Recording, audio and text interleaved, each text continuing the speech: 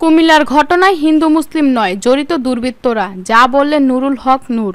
কুমিল্লার ঘটনাটি সাজানো ও পরিকল্পিত বলে মন্তব্য করেছেন ডাকসুর সাবেক ভিপি নুরুল হক নূর। তিনি বলেছেন, এ ঘটনার সঙ্গে কোনো হিন্দু মুসলিম জড়িত নয়, জড়িত দুর্বৃত্তরা রাজনৈতিক ছত্রছায়ায় এ ঘটনা ঘটিয়েছে। আজ সোমবার বিকেলে ঢাকা বিশ্ববিদ্যালয়ের রাজু ভাস্কর্যের পাদদেশে এক বিক্ষোভ সমাবেশে অংশ নিয়ে নুরুল এসব কথা বলেন।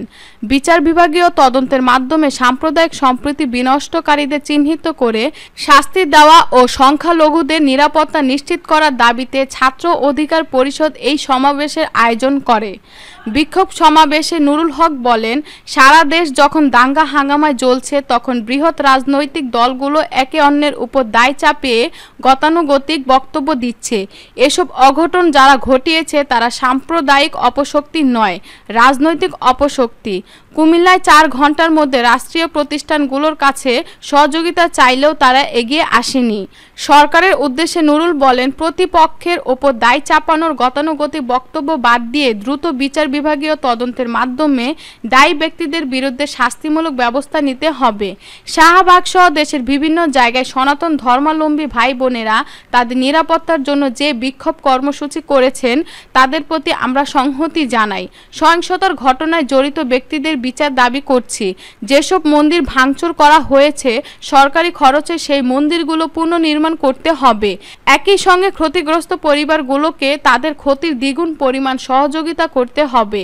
লোক দেখানো তদন্ত কমিটি কিংবা ঘটনাস্থল পরিদর্শনেই যেন এ ঘটনা সীমাবদ্ধ না থাকে।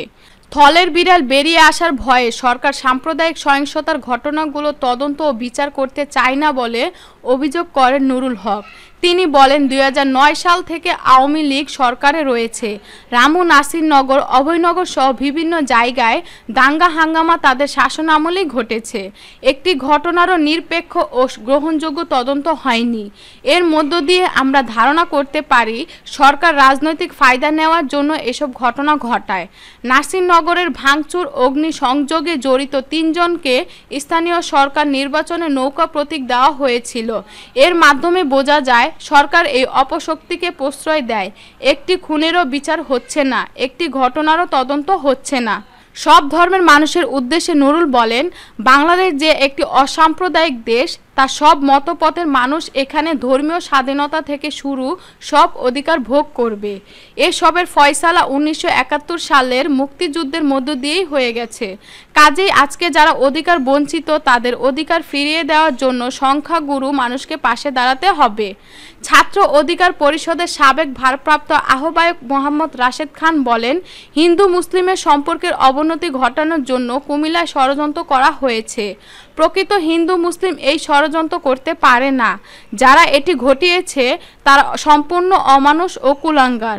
বাংলাদেশে হিন্দু মুসলিমে কোনো বিভেদ নেই। রাজনৈতিক ফায়দা নেওয়ার জন্য তাদের মুখোমুখি দাঁড় করানো হচ্ছে। সংখ্যালঘুদের অধিকার নিশ্চিত করা ও কুমিল্লার ঘটনায় জড়িত ব্যক্তিদের চিহ্নিত করে বিচারের আওতায় আনতে সরকারের কাছে দাবি জানান তিনি।